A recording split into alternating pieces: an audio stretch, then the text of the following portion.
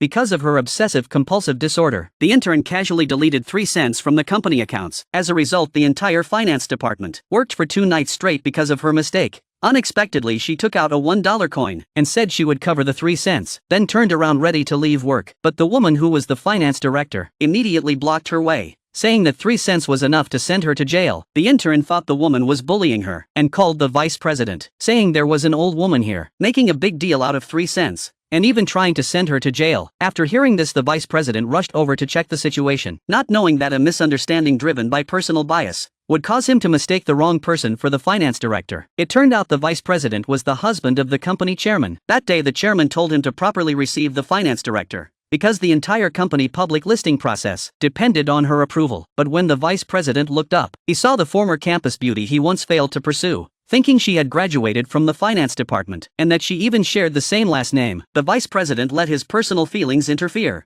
and mistook the campus beauty for the finance director mentioned by the chairman. When the campus beauty saw that her former admirer had become the company vice president, she chose to hide the truth. Unexpectedly, on her first day at work, she deleted 3 cents from the accounts, and claimed it was never taught in class, forcefully closing the error warning pop-up. Just like that, the 2-month-long public listing process was ruined by her. Yet she called the company vice president over, and the vice president treated her as the finance director, blaming all the mistakes on the entire finance department. Instead, he took the intern who made the wrong entry out for a fancy dinner. This deeply disappointed the employees, who all said they would resign the next day. At that moment, the chairman called the woman, asking what was going on with the financial report. The woman explained everything. The chairman was furious after hearing it, and immediately called her husband. But when the intern saw the call, she thought it was the old woman from the vice president's home checking up on him, and hung up immediately. The next day, the woman packed her things and prepared to resign, but the intern came over to mock her. At that moment, she noticed the photo the woman was holding, and said she looked exactly like the old woman who called the vice president yesterday.